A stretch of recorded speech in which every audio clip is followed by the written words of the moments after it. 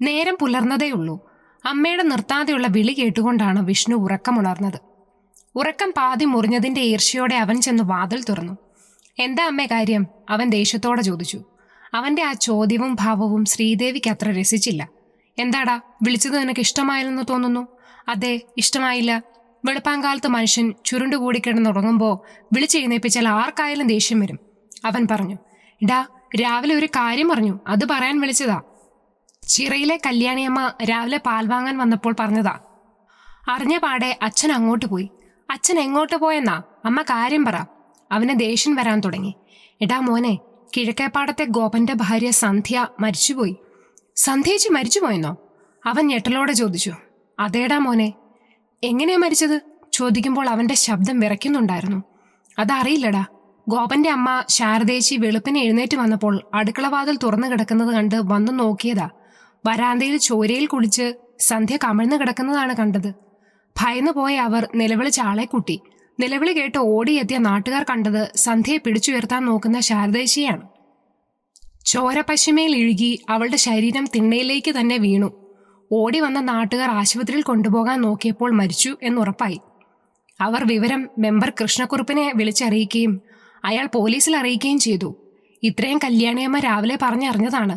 ഞാൻ അവിടം വരെ ഒന്ന് പോവുകയാണമ്മേ. പെട്ടെന്ന് വേഷം മാറി വന്ന അവൻ ഗോപന്റെ വീട്ടിലേക്ക് നടന്നു. അവൻ ആ വാർത്ത വിശ്വസിക്കാൻ പറ്റുന്നില്ല. ഇന്നലെ രാത്രിയിലും സന്ധ്യേച്ചി വിളിച്ചതാണ്. ഇന്ന് വിരുന്നുകാരുണ്ടാവും, മാർക്കറ്റിൽ നിന്ന് കുറച്ച് സാധനങ്ങൾ വാങ്ങണമെന്ന് പറഞ്ഞു. അവൻ ചെല്ലുമ്പോൾ അവിടെ മാകെ ആളുകളെ കൊണ്ട് നിറഞ്ഞിരുന്നു. അവൻ സാവധാനം ആളുകളുടെ ഇടയിലൂടെ സന്ധ്യയുടെ ശരീരം കിടന്ന ഭാഗത്തേക്ക് ചെന്നു. അവിടെ കണ്ട കാഴ്ച ഭയാനകമായിരുന്നു. അവർ ധരിച്ചിരുന്ന നൈറ്റി ചോരയിൽ കുതിർന്ന് ശരീരത്തോട് ഒട്ടിപ്പിടിച്ചിരിക്കുന്നു. തിണ്ണയിൽ കൂടി ഒഴുകി പടർന്ന ചോര മണ്ണിൽ തളം കെട്ടി നിൽക്കുന്നു. മലർത്തി കിടത്തിയ നിലയിൽ ബോഡി കിടന്നിരുന്നതിനാൽ അവളുടെ മുഖം അവന് വ്യക്തമായി കാണാമായിരുന്നു. തുറന്നു തുറച്ചു നിൽക്കുന്ന ആ കണ്ണുകളിൽ ഒരു ഭീതി നിഴലിച്ചു നിൽക്കുന്നതായി അവന് തോന്നി. കൂടുതൽ നേരം അവിടെ നിൽക്കാനാവാതെ അവൻ അവിടെ നിന്ന് മാറി.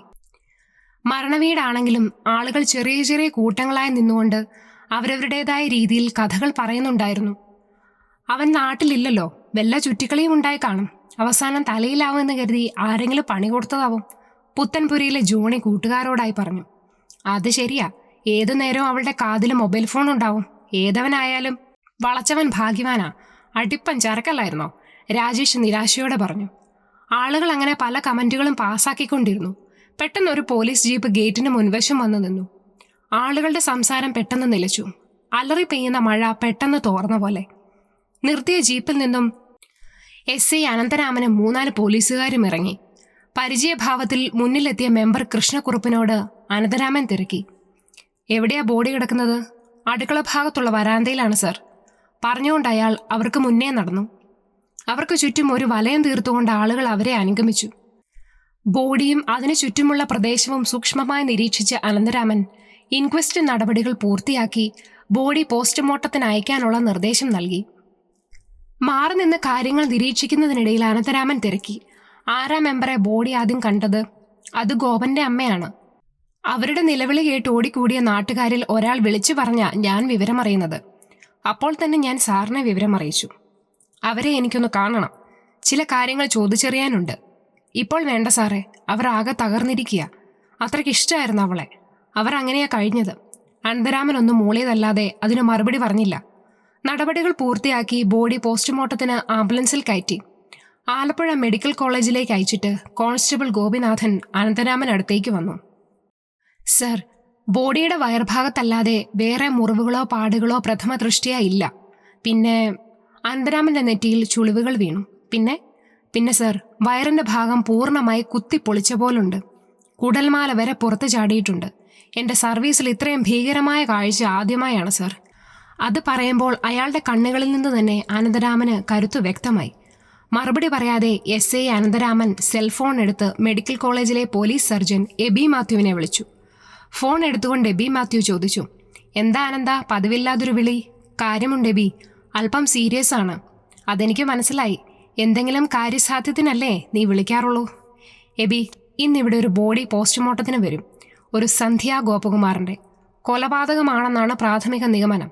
പക്ഷേ എനിക്കിപ്പോഴും മനസ്സിലാകാത്ത കാര്യം, അവിടെ പിടിവലിയോ ബലപ്രയോഗമോ നടന്നതിൻ്റെ ഒരു ലക്ഷണവുമില്ല. വയറിന്റെ ഭാഗത്തല്ലാതെ ശരീരത്തിൽ മുറിവുകളൊന്നുമില്ല. അതിൽ അസാധാരണമായ ഒരു ദുരൂഹത എനിക്ക് തോന്നി. അതിനാ നിന്നെ വിളിച്ചത്. പോസ്റ്റ്മോർട്ടം കഴിഞ്ഞാൽ എന്നെ വിളിക്കണം. എന്താ അനന്ത, ഭർത്താവ് പണി പറ്റിച്ചതാണോ? എബി ചിരിച്ചുകൊണ്ട് ചോദിച്ചു. അല്ല എബി, അയാൾ വിദേശത്താണ്. അയാളുടെ അമ്മയും മരിച്ച യുവതിയും മാത്രമേ വീട്ടിലുള്ളൂ. മാത്രമല്ല, അവൾ ഗർഭിണിയായിരുന്നു എന്നാണ് അറിഞ്ഞത്. ഓക്കെ, ഞാൻ വിളിക്കാം. അയാൾ ഫോൺ കട്ട് ചെയ്തു. ഫോൺ പാൻറിന്റെ പോക്കറ്റിൽ ഇട്ടുകൊണ്ട് അനന്തരാമൻ വീടിനുള്ളിലേക്ക് കയറി. സന്ധ്യയുടെ മുറിയിൽ ഓരോ മൂലയിലും അയാൾ സൂക്ഷ്മതയോടെ പരിശോധിച്ചു. മേശപ്പുറത്തിരുന്ന അവളുടെ സെൽഫോൺ എടുത്തു. മേശ വലുപ്പുകൾ പരിശോധിക്കുന്നതിനിടയിൽ സന്ധ്യയുടെ ഒരു ഡയറിയും അയാൾക്ക് കിട്ടി. 1/2 മണിക്കൂർ കൊണ്ട് നടപടികൾ പൂർത്തിയാക്കി മുറി പൂട്ടി സീൽ ചെയ്തവർ മടങ്ങി. മണി 2 അടുക്കാറായി. ഫോൺ ബല്ലടിക്കുന്നത് കേട്ട് നോക്കിക്കൊണ്ടിരുന്ന ഫയൽ മടക്കിയിട്ട് അയാൾ ഫോൺ എടുത്തു. പോലീസ് സർജൻ എബി മാത്യുവിന്റെ കോളായിരുന്നു അത്. അനന്ത, കാര്യങ്ങൾ അല്പം സീരിയസ് ആണ്, അയാൾ മുഖവുര കൂടാതെ പറഞ്ഞു. ആ സ്ത്രീ എത്ര മാസം ഗർഭിണിയായിരുന്നു? 6 മാസം. എന്താ എബി? അയാൾ ആകാംക്ഷയോടെ ചോദിച്ചു. ചോദിച്ചതാ. അവരുടെ മരണകാരണം വയറിലുണ്ടായ മാരകമായ മുറിവാണ്. കുത്തിപ്പറിച്ച പോലെ എന്തായുധമാണ് ഉപയോഗിച്ചതെന്ന് ഊഹിക്കാൻ പോലും പറ്റുന്നില്ല. നീ പറഞ്ഞതുപോലെ ശരീരത്തിൽ വേറെ മുറിവുകളില്ല. പക്ഷെ അവർ ഗർഭിണിയായിരുന്നു എന്ന് പറഞ്ഞത് സത്യമാണോ? അവർ ഗർഭിണിയായിരുന്നു എന്ന കാര്യം സത്യമാണ്. അവരുടെ മുറിയിൽ നിന്നും ഡോക്ടറുടെ പ്രിസ്ക്രിപ്ഷനും മരുന്നുകളും കിട്ടിയിരുന്നു. ഞാനത് വിശ്വസിക്കില്ല അനന്ത. എന്തുകൊണ്ട്? അനന്തരാമൻ തിരക്കി. കാരണം ആ സ്ത്രീയുടെ വയറ്റിൽ ഭ്രൂണത്തിന്റെ ഒരംശം പോലും ഉണ്ടായിരുന്നില്ല. അതുകൊണ്ട്. എബി മാത്യുവിന്റെ മറുപടി കേട്ട് അനന്തരാമൻ മിഴിച്ചിരുന്നു പോയി. റോഡ് സൈഡിലുള്ള മാത്തൻ മാപ്പിളയുടെ ഗേറ്റിന്റെ ഓടാമ്പൽ നീക്കി ബ്രോക്കർ ഗോപാലൻ വീട്ടുമുറ്റത്തെത്തി. മുറ്റത്ത് ചെടി നനച്ചുകൊണ്ടിരുന്ന ലോനൻ കുഞ്ഞിനോട് അയാൾ ചോദിച്ചു. മാത്തൻ മുതലാളി അകത്തുണ്ടോ? ഉണ്ട്. എന്താ കാര്യം? ലോനൻ കുഞ്ഞിന്റെ ആ ചോദ്യം അയാൾക്കത്ര രസിച്ചില്ല. അത് ഞാൻ മുതലാളിയോട് പറഞ്ഞോളാം. അയാൾ മുന്നോട്ട് നടന്നു. ബ്രോക്കർ ഗോപാലന്റെ വിളി കേട്ടുകൊണ്ട് പുളിത്തറ ഔസേപ്പ് മാത്യു എന്ന മാത്തൻ മാപ്പിള പുറത്തേക്ക് വന്നു. എന്താടാ ഗോപാല രാവിലെ? മാത്തൻ മാപ്പിള തിരക്കി. അത് മുതലാളിക്ക് ഗുണമുള്ള ഒരു കാര്യമായതുകൊണ്ടാണ് ഞാൻ രാവിലെ ഇങ്ങ് പോന്നത്. അയാൾ തല ചൊറിഞ്ഞുകൊണ്ട് പറഞ്ഞു. നീ ഇപ്പോൾ എനിക്ക് ഗുണമൊന്നും ഉണ്ടാക്കണ്ട, വന്ന കാര്യം പറയടാ. മാത്തൻ മാപ്പിളയ്ക്ക് ദേഷ്യം വന്നു. അത് മുതലാളി, നമ്മുടെ ചെറുവരമ്പത്തെ ഒഴിഞ്ഞു കിടക്കുന്ന വീട് വാടകയ്ക്ക് കൊടുക്കുന്ന കാര്യം പറഞ്ഞിരുന്നില്ലേ? ഇപ്പോൾ അതിന് ആള് വന്നിട്ടുണ്ട്. അത് പറയാൻ വന്നതാ. ആരാടാ താമസക്കാർ? ഇവിടുത്തുകാരാണോ? അല്ല മുതലാളി, സ്ഥലം മാറി വന്ന ഒരു സ്കൂൾ മാഷും കുടുംബവുമാണ്. കുടുംബം എന്ന് പറഞ്ഞാൽ അയാളും ഭാര്യയും. നമ്മുടെ ആൾക്കാരാണോ? മാത്തൻ മാപ്പിള ചോദിച്ചു. അല്ല മുതലാളി, നായന്മാരാ. ഗോപാലന്റെ വാക്ക് കേട്ട മാത്തൻ മാപ്പിളയുടെ മുഖം മങ്ങി. ശരി, ആരായാലും എനിക്ക് കുഴപ്പമില്ല. മാസം 5000 രൂപ വാടക കിട്ടണം. പിന്നെ ഒരു 10000 രൂപ അഡ്വാൻസായി തരാൻ പറയണം. അതിന് സമ്മതമാണേൽ അവർക്കൊക്കുന്ന സമയത്ത് വാടക ചീട്ട് എഴുതി താക്കോൽ വാങ്ങിക്കൊള്ളാൻ പറ. ശരി മുതലാളി. അയാൾ സന്തോഷത്തോടെ തിരിച്ചു നടന്നു. ഗോപാല, പിന്നിൽ നിന്ന് മാത്തൻ മാപ്പിളയുടെ വിളി കേട്ടു. എന്താ മുതലാളി? അയാൾ വിളി കേട്ടു. വീടും പരിസരവും വൃത്തിയായി സൂക്ഷിച്ചില്ലെങ്കിൽ ചവിട്ടി ഞാൻ പുറത്താക്കുമെന്നുകൂടി പറഞ്ഞേക്കണം. ശരി, പൊയ്ക്കോ. പറഞ്ഞുകൊണ്ട് അയാൾ അകത്തേക്ക് പോയി. ബ്രോക്കർ ഗോപാലൻ നേരെ പോയത് കുഞ്ഞുകുഞ്ഞിന്റെ ചായക്കടയിലേക്കാണ്. ഒരു കാലിച്ചായ കുടിച്ച് പുറത്തേക്കിറങ്ങി അയാൾ ബസ് സ്റ്റോപ്പിനടുത്തുള്ള തണൽ മരത്തിന്റെ വേരിലിരുന്ന് ഒരു ബീഡി എടുത്ത് കത്തിച്ചു. കുറച്ചു സമയം കഴിഞ്ഞപ്പോൾ എറണാകുളം ചേർത്തല റൂട്ടിലോടുന്ന ഒരു ലിമിറ്റഡ് സ്റ്റോപ്പ് ബസ് അവിടെ വന്ന് നിന്നു. ബസ്സിൽ നിന്നും തിക്കിത്തിരക്കി ഇറങ്ങുന്ന കുട്ടികൾക്ക് പിന്നാലെ ഹരികൃഷ്ണൻ ഇറങ്ങുന്നത് അയാൾ കണ്ടു. ഗോപാലൻ പെട്ടെന്ന് എഴുന്നേറ്റ് ഹരികൃഷ്ണന്റെ അടുത്തേക്ക് ചെന്നു. ഗോപാലനെ കണ്ട് അയാൾ പരിചയഭാവത്തിൽ ചിരിച്ചു. സാറ് പറഞ്ഞ കാര്യം ഞാൻ ശരിയാക്കിയിട്ടുണ്ട് കേട്ടോ. വീട് കിട്ടിയോ? അത് പിന്നെ കിട്ടാതിരിക്കുമോ സാറേ? ഗോപാലൻ തിരക്കിയാൽ. കുറച്ചലഞ്ഞെങ്കിലും കിട്ടിയത് നല്ല വീടാ സാറേ. വാതുക്കൽ വരെ റോഡുണ്ട്. പുറകുവശം പാടശേഖരമാ. പിന്നെ ചുറ്റും താമസിക്കുന്നവർ നല്ല ആൾക്കാരാണ്. ഒരു പ്രശ്നമുള്ളത് വാടക കുറച്ച് കൂടുതലാണ്. 5000 രൂപ അയാൾ ചോദിക്കുന്നത്. പോരാത്തതിന് 10000 അഡ്വാൻസും. സാറും കൂടി വന്ന് ഇഷ്ടപ്പെട്ടാൽ നമുക്ക് കാര്യങ്ങൾ ഉടനെ തീരുമാനിക്കാം. വൈകിട്ട് പോയി കണ്ടിട്ട് ഇഷ്ടപ്പെട്ടാൽ നാളെ തന്നെ നമുക്ക് പൈസ കൊടുക്കാം. പിന്നെ അയാൾ ചോദിച്ച വാടക 5000 വലിയ കൂടുതലൊന്നുമല്ല ചേട്ടാ. ഹരി ചിരിച്ചുകൊണ്ട് പറഞ്ഞു. ശരി സാറേ, അപ്പോൾ വൈകിട്ട് കാണാം. ഗോപാലൻ നടന്നു ഹരി സ്കൂളിലേക്കും. ഉച്ച കഴിഞ്ഞ നേരം വീട്ടുസാധനങ്ങൾ കയറ്റി വന്ന ഒരു ലോറി ചെറുവരമ്പത്ത് വീടിന്റെ ഗേറ്റിന് മുന്നിൽ വന്ന് നിന്നു. അതിൽ നിന്നും ബ്രോക്കർ ഗോപാലൻ ഇറങ്ങി ഗേറ്റ് തുറന്നു കൊടുത്തു. വണ്ടി സാവധാനം ചെറുവരമ്പത്ത് വീടിന്റെ മുറ്റത്ത് വന്ന് നിന്നു. വരമ്പത്ത് പുതിയ താമസക്കാർ വന്നെന്ന് തോന്നണം. മടത്തിൽ പറമ്പിൽ രമ അയൽവാസിയായ രാധയോട് പറഞ്ഞു. അത് കേട്ടുകൊണ്ടാണ് ജാനകിയമ്മ അവിടേക്ക് വന്നത്. ആരാടി വരമ്പത്തെ പുതിയ താമസക്കാർ? അതറിയില്ലമ്മേ, ഗോപാലേട്ടനെ കണ്ടപ്പോൾ പറഞ്ഞെന്നേ ഉള്ളൂ. അല്പനേരം കഴിഞ്ഞപ്പോൾ ഒരു ചുവന്ന ഓൾട്ടോ കാർ ഗേറ്റ് കടന്നു വന്ന് മുറ്റത്തെ ജാതിമരത്തിന്റെ ചുവട്ടിൽ നിന്നു. വണ്ടിയിൽ നിന്നും ഹരി ആദ്യം ഇറങ്ങി. പിന്നാലെ ഇടത് സൈഡിലെ ഡോർ തുറന്ന് സുന്ദരിയായ ഒരു യുവതിയും. ഗോപാലൻ അവരുടെ അടുത്തേക്ക് വന്നു. ഇതാ സാറേ, താക്കോൽ തുറന്നു തന്നിരുന്നതിൽ സാധനങ്ങൾ അകത്തേക്ക് ഇറക്കി വെക്കാമായിരുന്നു. പുതിയ താമസക്കാരെ കണ്ടുകൊണ്ട് ജാനകിയമ്മ അങ്ങോട്ട് വന്നു. അവരെ കണ്ട് ഹരി സൗഹൃദഭാവത്തിൽ ചിരിച്ചു. പുതിയ താമസക്കാരാണല്ലേ? ജാനകിയമ്മ ചോദിച്ചു. അതെ. ജാനകിയമ്മയുടെ ചോദ്യത്തിന് മറുപടി പറഞ്ഞത് ഹരിയുടെ ഭാര്യ ഗൗരിയാണ്. ഹരിയേട്ടൻ ഇവിടുത്തെ സ്കൂളിലേക്കാണ് മാറ്റം കിട്ടിയത്. മോൻ അപ്പോൾ നമ്മുടെ സ്കൂളിൽ പഠിപ്പിക്കാൻ വന്ന പുതിയ മാഷാണല്ലേ? അവർ സംസാരിച്ച് നിന്നിടത്തേക്ക് വന്ന രമ്യയോട് ജാനകിയമ്മ പറഞ്ഞു. എടി, നമ്മുടെ സ്കൂളിൽ പുതിയതായിട്ട് വന്ന മാഷാ. ഇത് ഇദ്ദേഹത്തിന്റെ ഭാര്യ. എന്താ അമ്മയുടെ പേര്? ഗൗരി ചിരിച്ചുകൊണ്ട് ചോദിച്ചു. എൻ്റെ പേര് ജാനകി.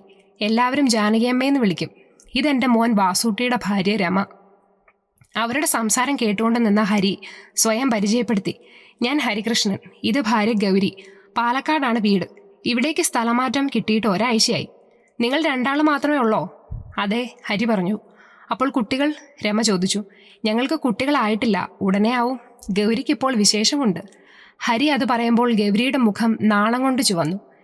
ഞാൻ വീടിനകത്തേക്ക് സാധനങ്ങൾ ഒന്ന് അറേഞ്ച് ചെയ്യിക്കട്ടെ, നിങ്ങൾ സംസാരിക്കേ പറഞ്ഞിട്ട് അയാൾ ഗോപാലന്റെ അടുത്തേക്ക് നടന്നു.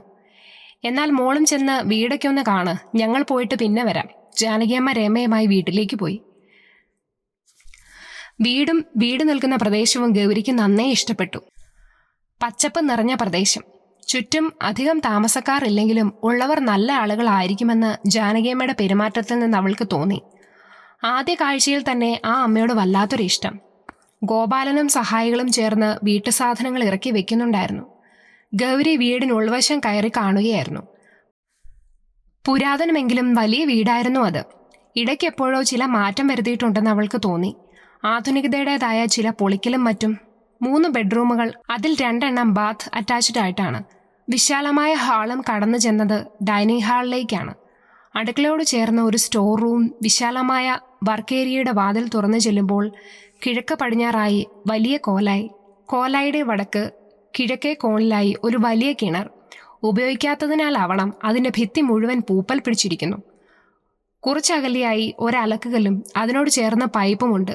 സിങ്കിൽ നിന്നുള്ള അഴുക്ക് വെള്ളം ചെന്ന് വീഴുന്നിടത്ത് വാഴകൾ കൂട്ടമായി നിൽക്കുന്നു.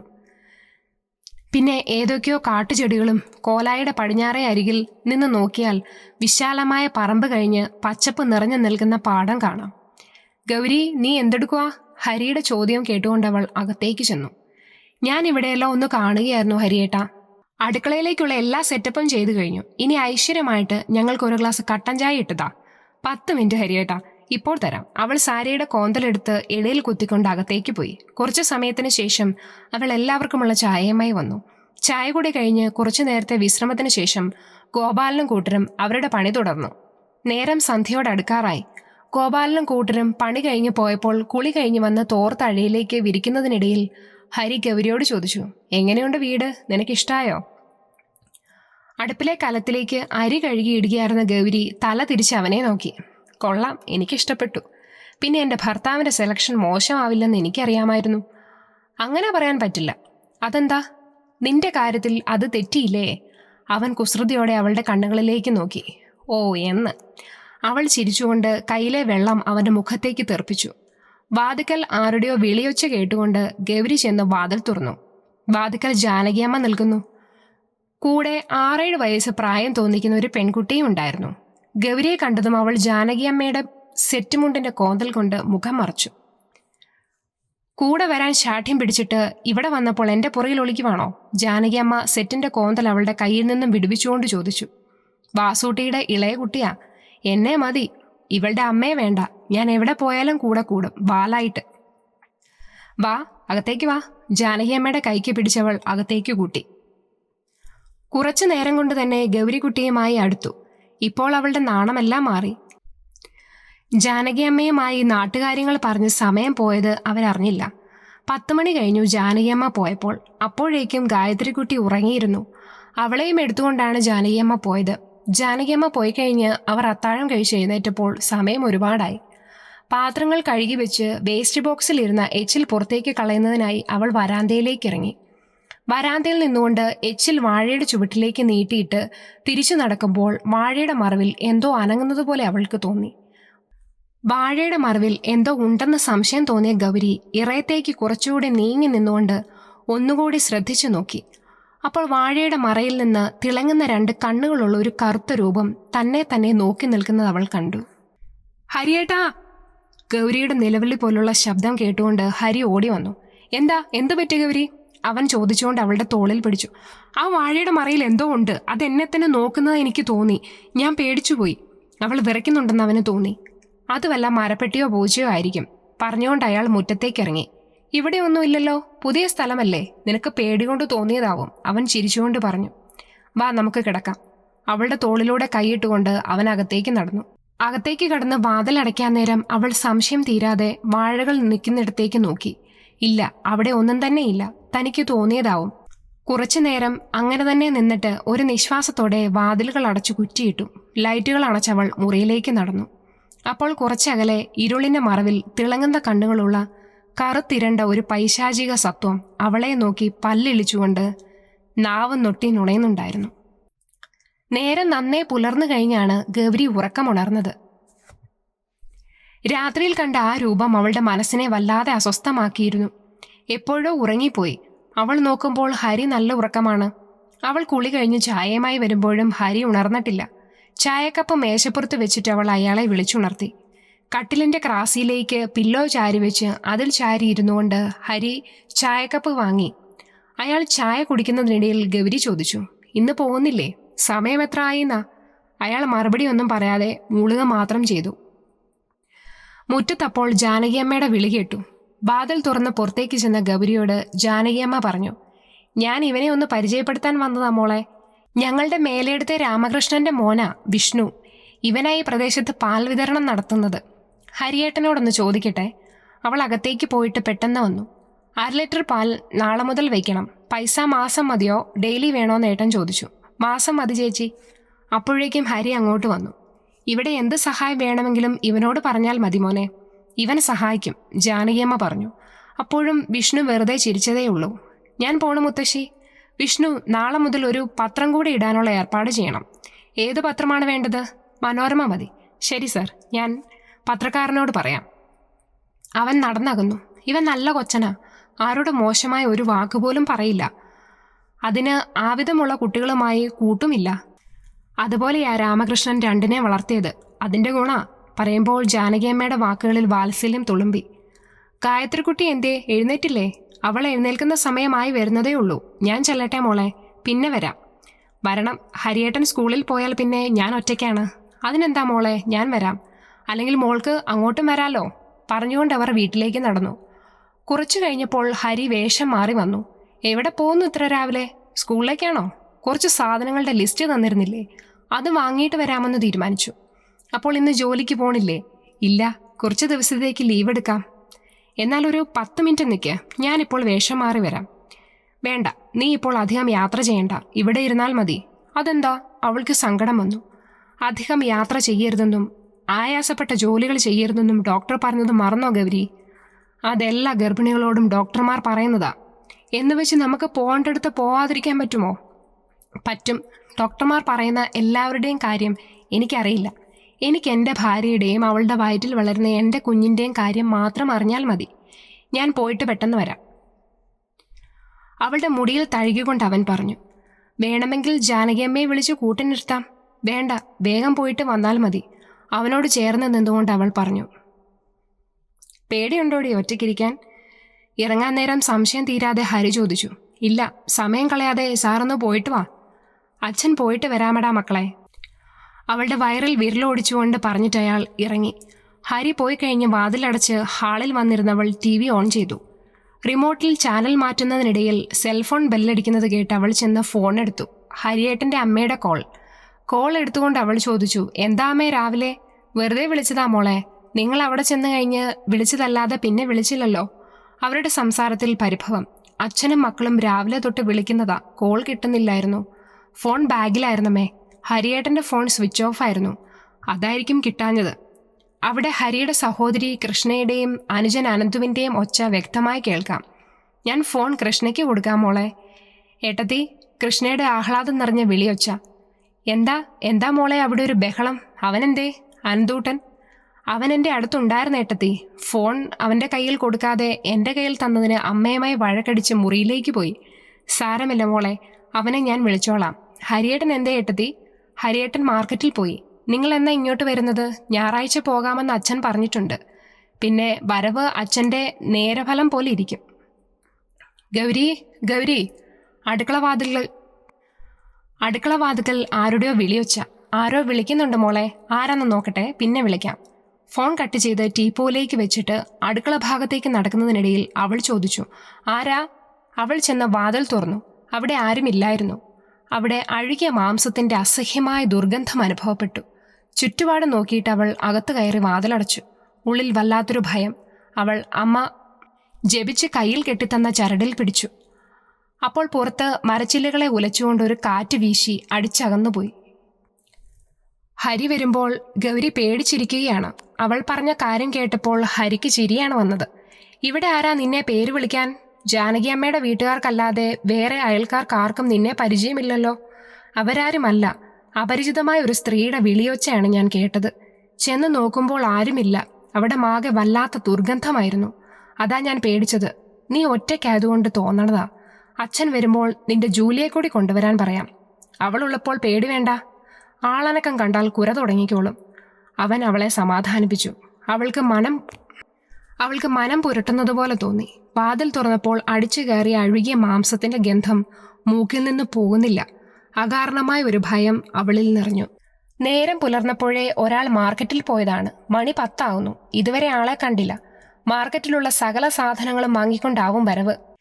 ഗൗരി സ്വയം പറഞ്ഞുകൊണ്ട് അടുപ്പിൽ തിളയ്ക്കുന്ന അരിയുടെ വേവ് നോക്കി. അപ്പോൾ വാതിക്കൽ ഒരു വണ്ടി വന്ന് നിൽക്കുന്ന ഒച്ച കേട്ടുകൊണ്ട് അവൾ ചെന്ന് വാതിൽ തുറന്നു. അപ്പോൾ വണ്ടിയിൽ നിന്നു ഹരിയുടെ അച്ഛനും അമ്മയും ഇറങ്ങുന്നത് അവൾ കണ്ടു. ബാക്ക് ഡോർ തുറന്ന് കൃഷ്ണ ഇറങ്ങുന്നതിന് മുന്നേ ഒരു പ്രത്യേക മൂളലോടെ ജൂലി വന്ന് ഗൗരിയെ ചുറ്റിപ്പിടിച്ചു.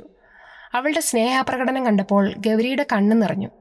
നീ പോന്നു കഴിഞ്ഞ് അവൾ ഭയങ്കര സങ്കടത്തിലായിരുന്നു മോളെ. ഇപ്പോഴാ പഴയ ഉത്സാഹം വന്നത്, സുകുമാരൻ നായർ പറഞ്ഞു. ഇവളെ കൊണ്ടുപോകുന്നപ്പോൾ ജാക്കിന്റെ പരാക്രമം കണ്ട് അവനെയും ഇങ്ങു കൊണ്ടുപോകുന്നു. അയാൾ ഒരു ഡോബർമാൻ നായയെ ഇറക്കി സിറ്റൗട്ടിലെ ക്രാസിയിൽ കെട്ടി. എങ്ങനെ കൃത്യമായ സ്ഥലം കണ്ടെത്തിയച്ചാ? ഞങ്ങൾ സ്കൂളിന്റെ വാതിക്കലുള്ള ചായക്കടയിൽ ചോദിച്ചപ്പോൾ അവിടെ ഇരുന്ന ഒരാൾ വഴി പറഞ്ഞു തന്നു. അയാളാണ് വീട് തരപ്പെടുത്തി കൊടുത്തതെന്നും പറഞ്ഞു. വാതിക്കൽ വണ്ടി കിടക്കുന്നത് കണ്ടപ്പോഴേ ഹരിക്ക് മനസ്സിലായി എല്ലാവരും എത്തിയിട്ടുണ്ടെന്ന്. അവനെ കണ്ട് സുകുമാരൻ നായർ പുറത്തേക്ക് വന്നു. നിങ്ങൾ എപ്പോൾ എത്തിയച്ചാ? ഞങ്ങൾ എത്തിയിട്ട് കുറച്ചു നേരമായി. മാർക്കറ്റ് മുഴുവൻ ചുമന്നോ ഏട്ടാ? കൃഷ്ണ കളിയാക്കി. പോടി ഞണ്ടേ! അയാളുടെ വിളി കേട്ട് അവളുടെ മുഖം വിളറി. അടുത്തിരിക്കുന്നവരെ പിച്ചിക്കൊണ്ടിരുന്ന കാരണം ചെറുപ്പത്തിലെ വീണ പേരാണ്. എല്ലാവരും ചിരിക്കുകയാണ്. ഹരിയേട്ടനെ കളിയാക്കാൻ നോക്കിയിട്ട് പണി കിട്ടിയത് തനിക്കാണെന്ന് അവൾക്ക് തോന്നി. ഹരിയേട്ടന് കൂടെയുള്ള ചെറുപ്പക്കാരനും ചിരിക്കുന്നുണ്ട്. വിഷ്ണുവിനെ എവിടുന്ന് കിട്ടി ഹരിയേട്ടാ? ഗൗരി ചോദിച്ചു. പോകുന്ന വഴിക്ക് ഞാൻ അവനെയും കൂട്ടിയാണ് പോയത്. എനിക്കിവിടെ പരിചയമൊന്നുമില്ലല്ലോ. ഞാൻ പൊയ്ക്കോട്ടെ സർ? വിഷ്ണു ഹരിയോട് ചോദിച്ചു. നീ ഇരിക്ക്, ഞാനൊന്ന് വേഷം മാറിയിട്ട് വരാം.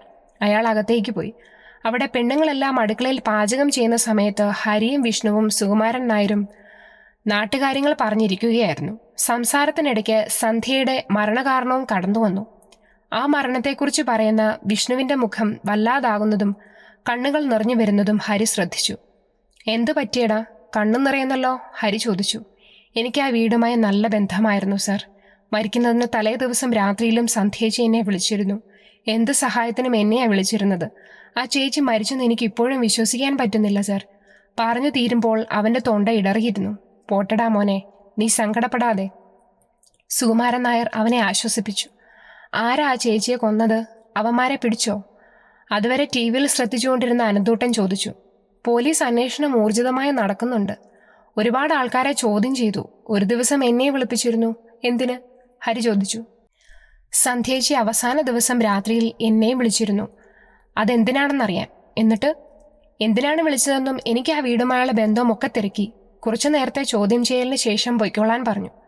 ഗൗരിയുടെ വിളിയൊച്ചയാണ് അവരെ അതിൽ നിന്ന് ഉണർത്തിയത്. ഊണ് കഴിക്കണ്ടേ? എല്ലാവരും കൈകഴുകി വാ.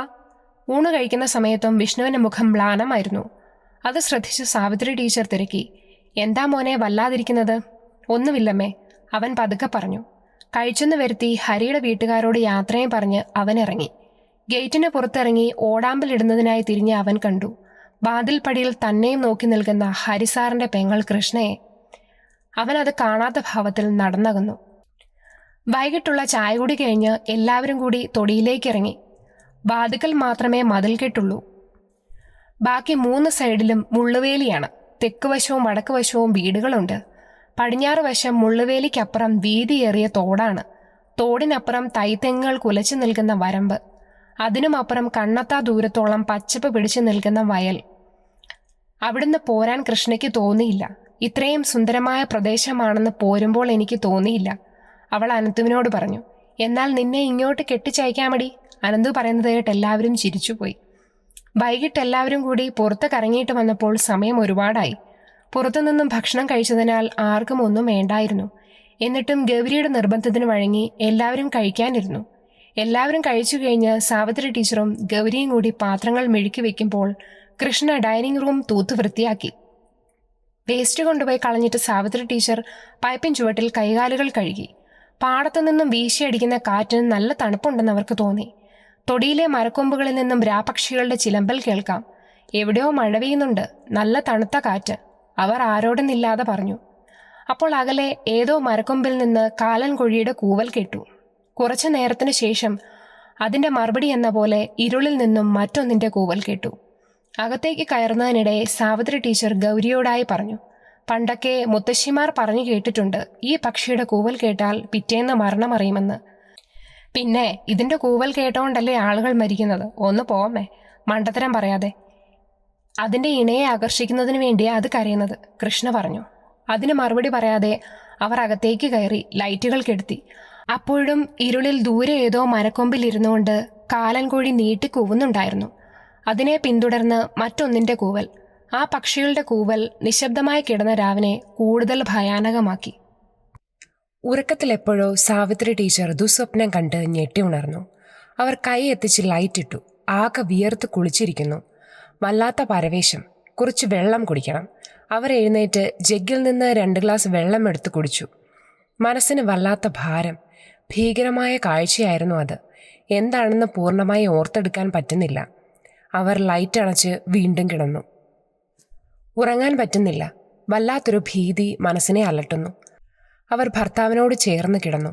അയാൾ അതൊന്നും അറിയുന്നില്ല. അവർ അയാളെ ചുറ്റിപ്പിടിച്ച് കിടന്നു. ഇപ്പോൾ വല്ലാത്ത ഒരു സുരക്ഷിതത്വം അവർക്ക് തോന്നി. അപ്പോഴും ഇരുളിൻ്റെ വിദൂരതയിൽ നിന്നും കാലൻ കോഴിയുടെ കൂവൽ കേൾക്കുന്നുണ്ടായിരുന്നു.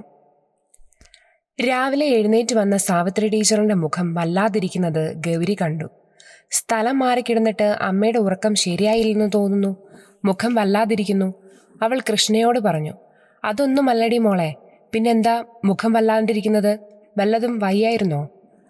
രാത്രിയിൽ ഒരു സംഭവം ഉണ്ടായി മോളെ. ഞാൻ എന്തോ ദുസ്വപ്നം കണ്ട് പേടിച്ചു. പിന്നീട് എനിക്ക് ഉറങ്ങാൻ കഴിഞ്ഞില്ല. അതാ മുഖത്ത് ഉറക്കച്ചടവ് തോന്നുന്നത്. എന്ത് ദുസ്വപ്നമാണമ്മേ കണ്ടത്? കൃഷ്ണയ്ക്ക് അറിയാൻ ആകാംക്ഷയായി. അതെനിക്ക് പൂർണ്ണമായി ഓർത്തെടുക്കാൻ പറ്റുന്നില്ലടി. ഭയപ്പെടുത്തുന്ന അവസ്ഥയായിരുന്നത്. ഏതോ പുരാതന ശവപ്പറമ്പിൽ ഞാൻ തനിച്ച് എത്തിപ്പെട്ടതുപോലെ. പറയുമ്പോൾ അവരുടെ മുഖം ഭയം കൊണ്ട് വിളറിയിരുന്നു. ഇത്രയും സംഭവം ഉണ്ടായിട്ടും നീ എന്താ സാവിത്രി എന്നെ വിളിക്കാതിരുന്നത്? കേട്ടുകൊണ്ടിരുന്ന സുകുമാരൻ നായർ ദേഷ്യപ്പെട്ടു. ഞാൻ വിളിക്കണമെന്ന് കരുതിയതാ. നോക്കുമ്പോൾ സുകുവേട്ടൻ നല്ല ഉറക്കം. വെറുതെ ഉണർത്തണ്ടാന്ന് കരുതി. സുകുവേട്ടൻ ഉണർന്നാൽ പിന്നെ ഇതുങ്ങളെ ഉറക്കില്ല. അതാ. എന്തോ ഇന്നലെ ആ പക്ഷിയുടെ കൂവൽ കേട്ടപ്പോഴേ എൻ്റെ ഉള്ളിലൊരു പേടി തോന്നിയിരുന്നു. അതായിരിക്കും കാരണം. അവർ ഒരു ദീർഘനിശ്വാസം വിട്ടു. അനന്തൂട്ടൻ എന്തേ? അവൻ എഴുന്നേറ്റിട്ടില്ല ഏട്ടത്തി. ഗൗരി, എനിക്കിന്ന് രാധാകൃഷ്ണൻ സാറിൻ്റെ വീട് വരെ ഒന്ന് പോകണം. എൻ്റെ ഡ്രസ്സൊന്ന് അയൺ ചെയ്ത് വെക്ക്. ഹരി നേരത്തെ വർക്ക് ചെയ്ത സ്കൂളിലെ പ്രധാന അധ്യാപകനാണ് രാധാകൃഷ്ണൻ സാർ. ഹരി ഇറങ്ങാൻ നേരം ജാനകിയമ്മ അവിടേക്ക് വന്നു.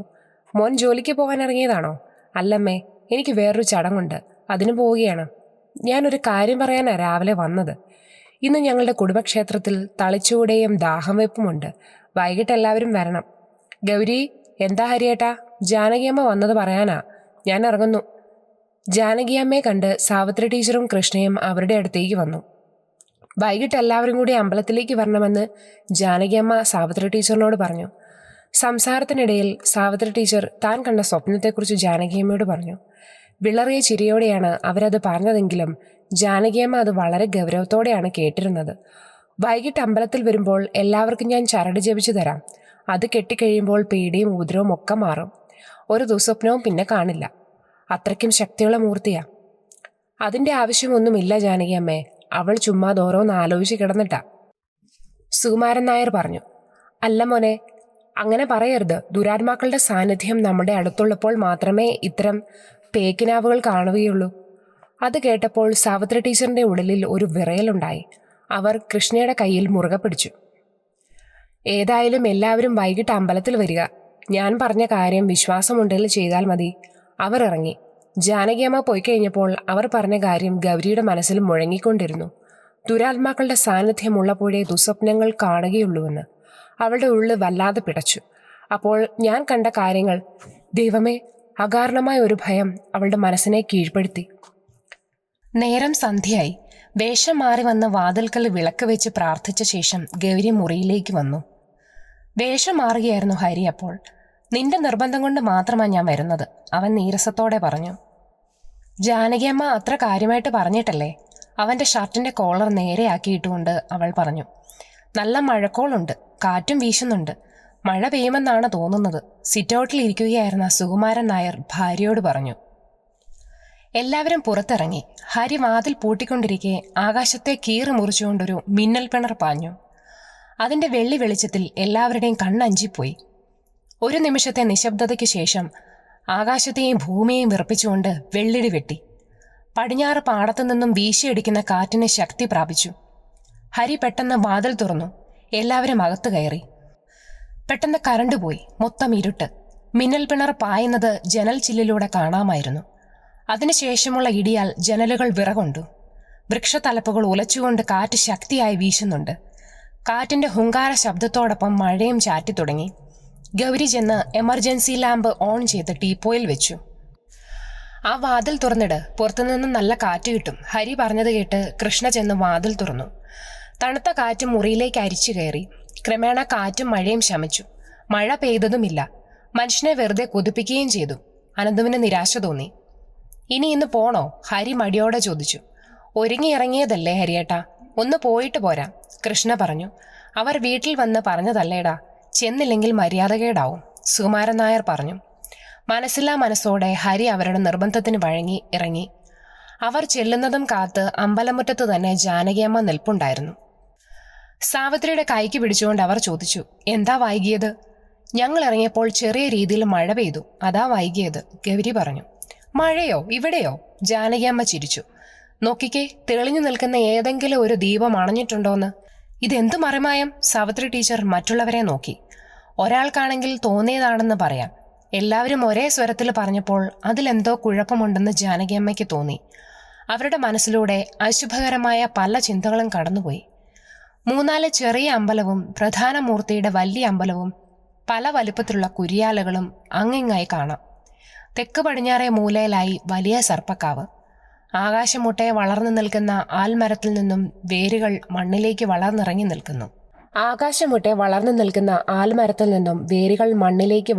നിൽക്കുന്നു. അതിനൊക്കെ മുന്നിലായി നാഗരാജാവിനെയും നാഗയക്ഷി അമ്മയെയും പ്രതിഷ്ഠിച്ചിരിക്കുന്നു. ആ ക്ഷേത്രത്തിന്റെ പൗരാണികത വിളിച്ചറിയിക്കുന്നതായിരുന്നു ആ കാവും അതിനുള്ളിലെ കൂറ്റൻ മരങ്ങളും. കാവിന് മുന്നിലായി കെട്ടിയിരിക്കുന്ന പന്തലിൽ പുള്ളുവന്മാരിരുന്ന് പാടുന്നു. പൂജാരി സർപ്പദൈവങ്ങൾക്കായി തളിച്ചു കൊടുക്കുന്നു. കുടുംബാംഗങ്ങൾ മാത്രമല്ല, ആ പ്രദേശത്തെ സകലമാന ആളുകളും എത്തിയിട്ടുണ്ട്. പൂജാരി സർപ്പദൈവങ്ങൾക്കായി തളിച്ചു കൊടുക്കുന്നു. കുടുംബാംഗങ്ങൾ മാത്രമല്ല, ആ പ്രദേശത്തെ സകലമാന ആളുകളും എത്തിയിട്ടുണ്ട്. പുള്ളുവൻ എണ്ണ തൊട്ട് കൊടുത്ത നാൾ മുതൽ നോമ്പ് നോറ്റിരിക്കുന്ന കുടുംബാംഗങ്ങളുടെ ഇഷ്ടപ്പെട്ട ശരീരം കടം കൊണ്ട് അനുഗ്രഹിക്കപ്പെട്ട മൂർത്തികൾ ആ ശരീരത്തിലൂടെ ഉറഞ്ഞു തുള്ളുന്നുണ്ടായിരുന്നു. ജാനകിയമ്മ എല്ലാവരെയും കൂട്ടി പ്രധാന മൂർത്തിയുടെ അടുത്ത് ചെന്നു. തൊഴുതു നിന്നുകൊണ്ട് എന്തോ പറഞ്ഞു. ഉറഞ്ഞു തുള്ളി നിന്ന ഉഗ്രപ്രതാപിയായ ആ മൂർത്തി എല്ലാവരെയും മാറി മാറി നോക്കി. എല്ലാവരുടെയും തലയിൽ തൊട്ട് അനുഗ്രഹിക്കുമ്പോഴും ആ ദേവചൈതന്യം ഗൗരിയെ തന്നെ സൂക്ഷിച്ചു നോക്കുന്നുണ്ടായിരുന്നു. പെട്ടെന്ന് ആ മൂർത്തിയിൽ നിന്നും ഒരലർച്ചയുണ്ടായി. സർവരും നടുങ്ങി വിറച്ചുപോയി. അലറി തുള്ളിക്കൊണ്ട് ആ മൂർത്തി വടക്ക് പടിഞ്ഞാറ് വശത്തുള്ള ഇരുൾ നിറഞ്ഞ വശത്തേക്ക് പോയി. തുള്ളിക്കൊണ്ടിരുന്ന മറ്റു മൂർത്തികൾ അവിടേക്ക് ചെന്നപ്പോൾ കൈകൊണ്ട് അവരെ വിലക്കി. കാഴ്ചക്കാരായി നിന്ന കുടുംബാംഗങ്ങളും നാട്ടുകാരും ഈ ഭാവമാറ്റം കണ്ട് സ്തബ്ധരായി. അവിടെ എന്താണ് നടക്കുന്നതെന്നറിയാൻ കുറച്ചുപേർ പ്രധാന മൂർത്തി പോയ ഭാഗത്തേക്ക് നീങ്ങി നിന്നു. അവരുടെ കൂട്ടത്തിൽ ഹരിയും ഉണ്ടായിരുന്നു. അവർ നോക്കുമ്പോൾ ആ ദൈവചൈതന്യം ഇരുളിൽ അരമതിലിനപ്പുറം നിൽക്കുന്ന ആരോടോ ആധികാരികമായി ആജ്ഞാസ്വരത്തിൽ എന്തോ പറയുകയാണ്.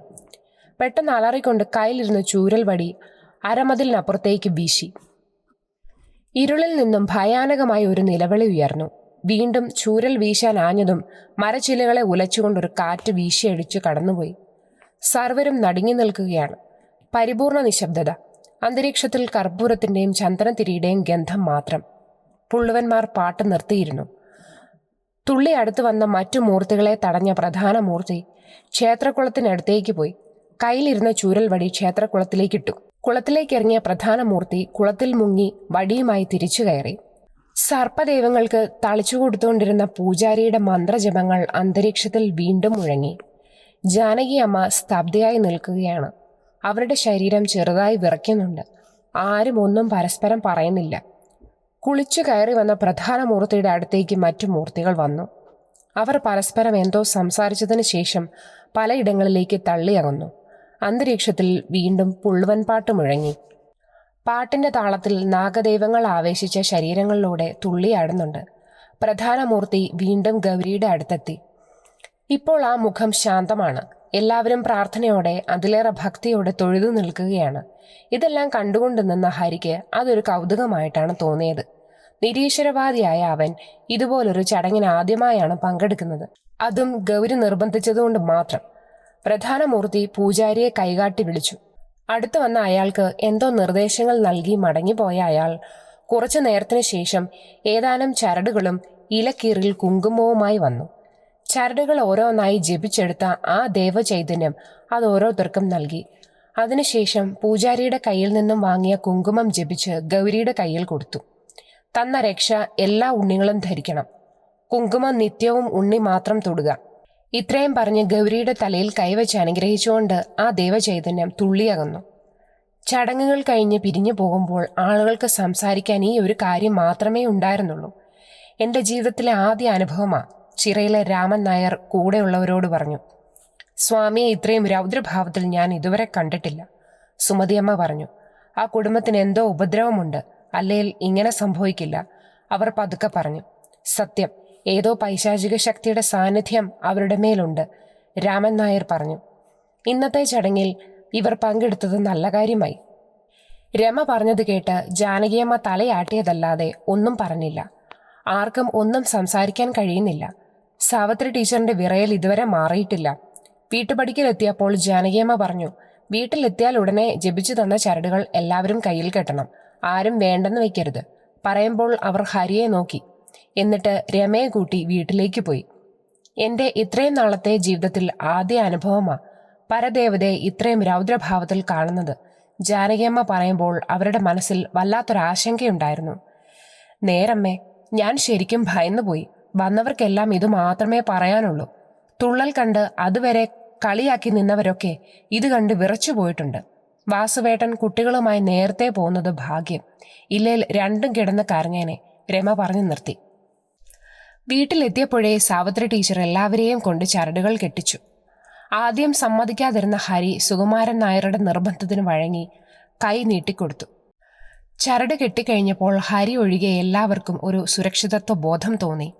മനസ്സിനൊരു ധൈര്യം കിട്ടിയതുപോലെ. എല്ലാവരും ആഹാരം കഴിച്ച് കിടക്കാൻ പോയി. അൻതൂട്ടൻ TV ഓൺ ചെയ്ത് നോക്കി. കേബിൾ കിട്ടുന്നില്ല. അവൻ TV ഓഫാക്കി മുറിയിലേക്ക് പോയി. ശക്തമായ ഇടിവെട്ട് കേട്ടാണ് ഹരി ഉറക്കമുണർന്നത്. അയാൾ ലൈറ്റ് ഇട്ടു. കറണ്ടില്ല. ഇടയ്ക്കിടെ മിന്നലിന്റെ വെട്ടം ജനൽച്ചില്ലിലൂടെ അകത്തേക്ക് വരുന്നുണ്ടായിരുന്നു. പുറത്ത് മഴ തകർത്ത് പെയ്യുന്നുണ്ട്. വീശിയടിക്കുന്ന കാറ്റിന്റെ ഹുങ്കാര ശബ്ദം. മഴത്തുള്ളികൾ കാറ്റിന്റെ ശക്തിയാൽ ജനൽ ചില്ലകളിൽ വന്നടിക്കുന്നു. ഇരുട്ടിൽ ദൂരെ എവിടെ നിന്നോ നായ്ക്കളുടെ കുര കേൾക്കാം. സമയം കഴിയും തോറും അത് അടുത്തു വന്നു. കുറച്ചു കഴിഞ്ഞപ്പോൾ അത് നിലച്ചു. ഇപ്പോൾ മഴയുടെ ശബ്ദം മാത്രം. ഉറങ്ങിക്കിടന്ന് ഗൗരിയെ ചുറ്റിപ്പിടിച്ചുകൊണ്ട് അയാൾ കിടന്നു. കുറച്ചു നേരം കഴിഞ്ഞപ്പോൾ ജൂലിയുടെയും ജാക്കിന്റെയും നിർത്താതെയുള്ള കുര കേട്ടു.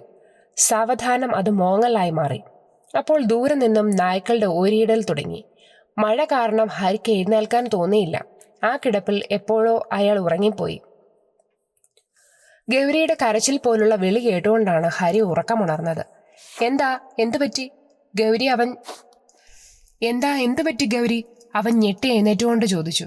ഹരിയേട്ടാ, നമ്മുടെ ജൂലിയെ എന്തോ കടിച്ചു കൊന്നു. അവൻ പിടഞ്ഞെഴുന്നേറ്റ് വാതുക്കലേക്ക് ഓടി.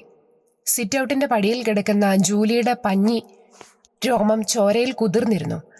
ചത്തു കിടക്കുകയാണെങ്കിലും പ്രത്യാക്രമണം നടത്താനെന്ന പോലെ അവളുടെ പല്ലുകൾ ഇളിച്ചു പിടിച്ചിരുന്നു. ഹരി സാവധാനം അതിൻ്റെ അടുത്തിരുന്ന് ചോര പശിമയിൽ ഒട്ടിയ അതിൻ്റെ രോമം വകഞ്ഞു നോക്കി. കഴുത്തിൽ ശരിക്കും കടി കിട്ടിയിട്ടുണ്ട്. ഇന്നലെ എഴുന്നേറ്റ് നോക്കിയാൽ മതിയായിരുന്നു. എങ്കിൽ ഇന്നിത് കാണേണ്ടി വരില്ലായിരുന്നു. അവൻ മനസ്സുകൊണ്ട് തന്നെ പഴിച്ചു. വീട്ടിലുണ്ടായിരുന്ന 2 നായ്ക്കളിൽ ശ്രദ്ധ കൂടുതലും ഗൗരിയോട് അടുപ്പവും അവൾക്കായിരുന്നു. എല്ലാ ചാവാലി പട്ടികളെയും വിഷം വെച്ച് കൊല്ലണം. എല്ലാത്തിനെയും ഞാൻ കൊല്ലും. അനന്തുവിന് സങ്കടം സഹിക്കുന്നില്ല. പറമ്പിന്റെ മൂലയിൽ കുഴിയെടുക്കുമ്പോൾ സുകുമാരൻ നായരുടെ കണ്ണുകൾ ഇടയ്ക്കിടയ്ക്ക് നിറയുന്നുണ്ടായിരുന്നു. ഇതുങ്ങളെ ഇങ്ങോട്ട് കൊണ്ടുവരണ്ടായിരുന്നു. കൊണ്ടുവന്നതുകൊണ്ടാണ് ഇത് സംഭവിച്ചത്. അയാൾ കണ്ണുകൾ തുടച്ചു. ഹരി ജൂലിയെ എടുത്തുകൊണ്ടുവന്ന് കുഴിയിൽ കിടത്തി. പിന്നെ ഒരു കഷ്ണം കണി കൊണ്ട് അതിൻ്റെ മുഖം മറച്ചു. അപ്പോഴും തുറന്നിരുന്ന കണ്ണുകൾ കൊണ്ട് അവൾ തന്നെ നോക്കുന്നതായി അയാൾക്ക് തോന്നി. ഇതെല്ലാം കണ്ടുകൊണ്ട് കിടന്ന ജാക്കിന്റെ കണ്ണിൽ വിഷാദത്തിന്റെ നിഴലുകൾ കാണാമായിരുന്നു. നേരം തെറ്റിയെത്തുന്ന മഴയുടെ മുന്നറിയിപ്പ് എന്ന പോലെ ദൂരെ ഇടിമുഴക്കം കേട്ടു തുടങ്ങി. നനച്ചിട്ട തുണികൾ ഇങ്ങെടുത്തോ മോളെ, ഇന്ന് നേരത്തെ മഴയുണ്ട്, സാവിത്രി ടീച്ചർ കൃഷ്ണയോട് പറഞ്ഞു. മണി 4 കഴിഞ്ഞതേ ഉള്ളൂ. കരിമേഘങ്ങൾ വന്ന് സൂര്യനെ മറച്ചു. അന്തരീക്ഷം ഇരുണ്ടു. അധികം കഴിയുന്നതിന് മുന്നേ മഴ ചാരത്തുടങ്ങി. കാറ്റിന്റെ വേഗം കൂടുന്നതിനനുസരിച്ച് മഴ ശക്തി പ്രാപിച്ചു. ശക്തിയായ ഇടിമിന്നലിൽ ഭൂമി വിറകൊണ്ടു. ശക്തമായ ഒരു മിന്നലിൽ കറണ്ട് പോയി. ഇന്നില്ല, കൃഷ്ണ പറഞ്ഞു. നിന്റെ കരുനാക്ക് വളയ്ക്കാതടി. അനന്തൂട്ടന് ദേഷ്യം വന്നു. രാത്രിയോടുകൂടി മഴ തോർന്നു. കറണ്ട് ഇതുവരെ വന്നിട്ടില്ല. ഹരി വാതുക്കിലേക്ക് ഇറങ്ങി നോക്കി. എങ്ങും ഇരുട്ട് മാത്രം. കറണ്ട് എങ്ങുമില്ല. ആകാശത്ത് നക്ഷത്രങ്ങൾ തെളിഞ്ഞിട്ടുണ്ട്. മേഘക്കീറുകൾക്കിടയിൽ നിന്നും ചന്ദ്രൻ മറ നീക്കി പുറത്തു വന്നു. ഹരി ജാക്കിന്റെ അടുത്ത് ചെന്ന് അവനെ തലോടി. ഉച്ചയ്ക്ക് കൊടുത്ത ചോറ് അവൻ ഇതുവരെ കഴിച്ചിട്ടില്ല. നല്ല തണുപ്പുണ്ട് മോനെ, നമുക്ക് കഴിച്ചിട്ട് കിടക്കാം. വാതുക്കൽ വന്ന സുകുമാരൻ നായർ ഹരിയോട് പറഞ്ഞു. അവർ അത്താഴം കഴിച്ചുകൊണ്ടിരിക്കെ കറണ്ട് വന്നു. ഹാവൂ, ആശ്വാസമായി, അനന്തൂട്ടൻ പറഞ്ഞു. ഇനി നിനക്ക് കിടന്ന് TV കാണാമല്ലേ? കൃഷ്ണ ചോദിച്ചു. പിന്നല്ലാതെ. പെട്ടെന്ന് കഴിവ് നിർത്തി TV ഓൺ ചെയ്തവൻ ചാനൽ മാറ്റി നോക്കി. എല്ലായിടത്തും മഴ പെയ്യുന്നത് പോലെ. അവൻ നിരാശയോടെ TV ഓഫാക്കി. ജാക്കിയുടെ ഉച്ചത്തിലുള്ള കുര കേട്ട് ഹരി ഉറക്കത്തിൽ നിന്നും ഞെട്ടി ഉണർന്നു. അയാൾ മുറിയിലെ ലൈറ്റ് ഇട്ടു. നാശം, കറണ്ടില്ല. അവൻ തപ്പിത്തടഞ്ഞ് മേശപ്പുറത്തിരുന്ന ലൈറ്റ് കയ്യിലെടുത്തു. കുറച്ചു സമയമെടുത്തു ഇരുട്ടുമായി കണ്ണൊന്ന് പൊരുത്തപ്പെടാൻ. അയാൾ ശബ്ദമുണ്ടാക്കാതെ ജനൽ തുറന്ന് പുറത്തേക്ക് നോക്കി. മഴ മാറി ആകാശം തെളിഞ്ഞതിനാലാവണം പുറത്ത് നല്ല നിലാവുണ്ട്. പുറത്തൊന്നും കാണുന്നില്ല. ജാക്ക് അപ്പോഴും കുര നിർത്തിയിട്ടില്ല. അയാൾ ഒച്ചയുണ്ടാക്കാതെ വാതിൽ തുറന്ന് പുറത്തേക്കിറങ്ങി. അപ്പോൾ അഴുകിയ മാംസത്തിൻ്റെതായ വൃത്തികെട്ട ദുർഗന്ധം അവന്റെ മൂക്കിലേക്ക് അടിച്ചു കയറി. അയാൾക്ക് ഛർദ്ദിക്കാൻ വരുന്നതുപോലെ തോന്നി. മൂക്ക് പൊത്തിക്കൊണ്ട് അയാൾ മുറ്റത്തേക്ക് നടന്നു. അഴുകിയ മാംസത്തിന്റെ ദുർഗന്ധം അന്തരീക്ഷത്തിൽ കുമിഞ്ഞു വന്നു. എങ്ങും നല്ല നിലാവ്. അയാൾ ചുറ്റും നോക്കി. അപ്പോൾ ജൂലിയെ കുഴിച്ചിട്ട കുഴിമാടത്തിനരികിൽ മനുഷ്യരൂപത്തിന് സമാനമായ ഒരു ഇരുണ്ട രൂപമിരുന്ന് ജൂലിയുടെ രൂപത്തിന് സമാനമായ ജൂലിയെ തന്നെ തഴുകുന്നത് അയാൾ കണ്ടു. ഹരി പെട്ടെന്ന് ടോർച്ച് തെളിച്ചു.